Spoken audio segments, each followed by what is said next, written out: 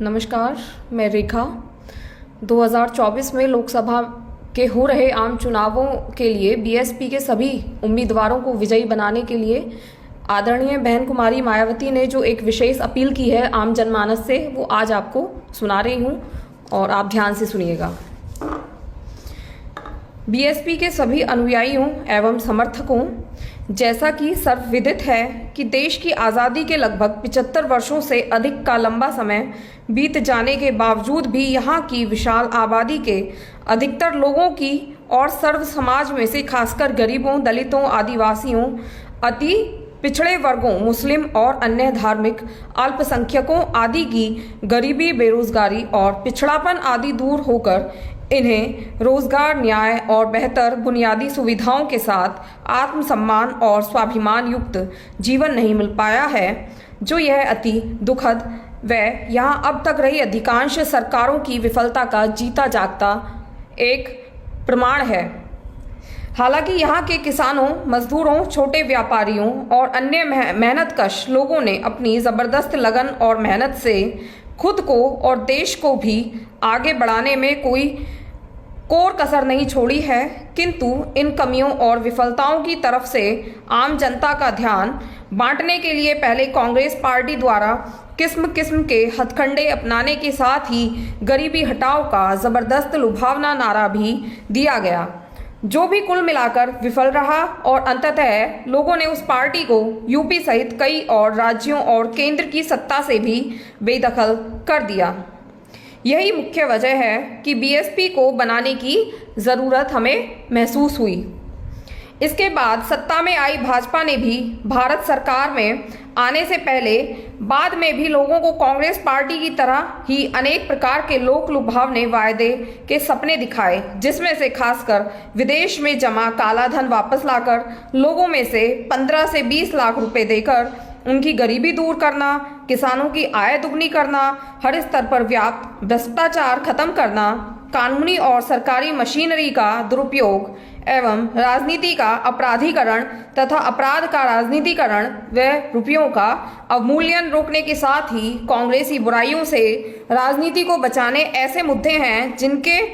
अब तक पूरा नहीं होने पर लोगों को काफ़ी निराशा ही हाथ लगी है और जिसकी वजह से देश के हालात थोड़े भी नहीं बदल पा रहे हैं, बल्कि इनकी जातिवादी, सांप्रदायिक और पूंजीवादी नीतियां और कार्यकलापों तथा राजनीतिक द्वेष व वादाखिलाफी आदि के अलावा देश और संविधान हित से ज़्यादा संकीर्ण पार्टी हित की चिंता ने देश व यहाँ करोड़ों लोगों के हालात इतने खराब कर दिए हैं कि लोगों का जीना और अधिक मुश्किल हो गया है। इसके अलावा पड़ोसी देशों से संबंध अच्छे व दोस्ताना आदि भी ना हो पाना एक चिंता का विषय बना हुआ है। वास्तव में देश में बढ़ती गरीबी, महंगाई, बेरोजगारी आदि के कारण आम जन जीवन इतना बदहाल है कि 80 करोड़ से ज़्यादा लोग फ्री में राशन लेने के लिए आज तक भी मोहताज हैं। किसानों और ग्रामीण भारतीयों के परिवारों का जीवन भी काफ़ी त्रस्त है। इतना ही नहीं, कमज़ोर वर्ग के आरक्षण के पद खाली पड़े हुए हैं तथा रोजगार के नाम पर अधिकतर लोग सुरक्षा गार्ड, कोरियर सर्विस, सेल्समैन, दैनिक मजदूरी तथा मामूली स्वरोजगार आदि के लिए भी दिन रात कड़ी मेहनत करने को मजबूर हैं। ऐसे बुरे हालात में लोग खासकर केंद्र और यूपी सरकार के बड़े बड़े दावों, घोषणाओं, विज्ञापनों तथा इनकी संकीर्ण सोच और द्वेषपूर्ण कार्यशैली पर क्यों न आक्रोशित हों,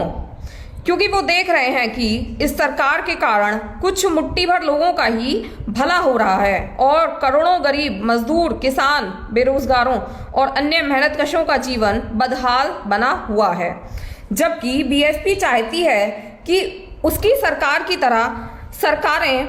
सबसे पहले रोटी रोजगार तथा सभी के जान माल और मजहब की सुरक्षा की गारंटी वाला कानून द्वारा कानून का राज बनाना सुनिश्चित करें।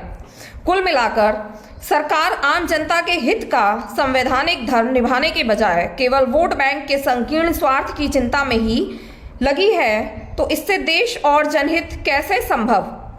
वैसे भी देश में बड़े बड़े पूंजीपतियों और धन्ना सेठों आदि की पूंजी तो लगातार बढ़ ही रही है, किंतु देश के लोगों की आय बढ़ने की बजाय घटती ही जा रही है, जिससे उनका भविष्य अंधकार में होता जा रहा है। जबकि परम पूज्य बाबा साहेब डॉक्टर भीमराव अंबेडकर का मानवतावादी और कल्याणकारी संविधान हर कदम पर समस्त जनता के खुशहाल जीवन की गारंटी सुनिश्चित करता है। अतः इस आम चुनाव में, लोकसभा चुनाव में सर्वजन हिताय और सर्वजन सुखाय जैसा परिवर्तन लाना अब बहुत ही जरूरी हो गया है।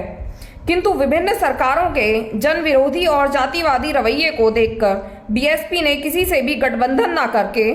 अकेले ही ये चुनाव इसलिए भी लड़ रही है क्योंकि इसका शीर्ष नेतृत्व दलित के हाथ में है, जिनके प्रति अधिकतर पार्टियों की जातिवादी मानसिकता अभी तक भी नहीं बदली है। साथ ही गठबंधन करके चुनाव लड़ने में बीएसपी का वोट गठबंधन से जुड़ी पार्टी को पूरा मिल जाता है, किंतु उनका अपना वोट, बेस वोट और विशेषकर अपर कास्ट समाज का वोट भी बीएसपी को ट्रांसफर नहीं होता है, जिसके कई उदाहरण हैं। यूपी में सन 1993 में विधानसभा चुनाव में सपा से गठबंधन करके लड़ने से बीएसपी की केवल 67% सीटें ही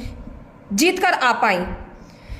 उसके बाद सन 1996 में बीएसपी ने यूपी विधानसभा का चुनाव कांग्रेस से गठबंधन करके लड़ा, जिसमें भी पार्टी को केवल 67 सीटें ही मिली और कांग्रेस को काफी इसका फायदा हुआ।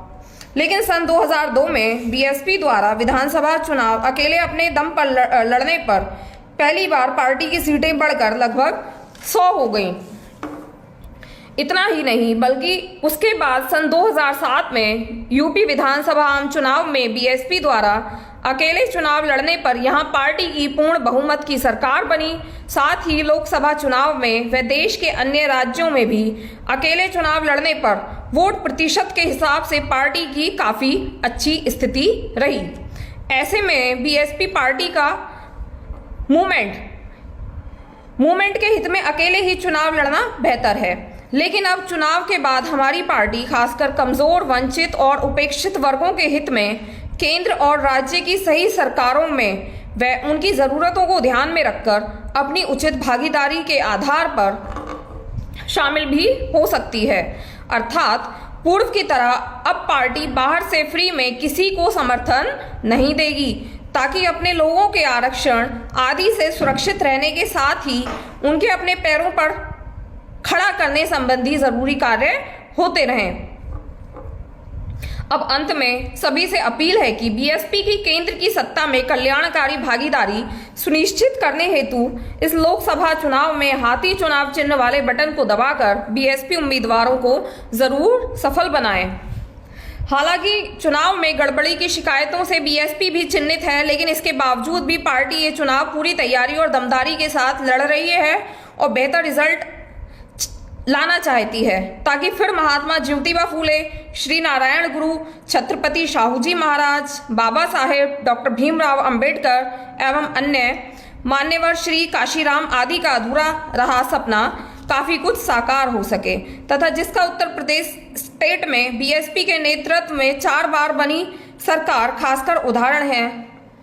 जय भीम, जय भारत।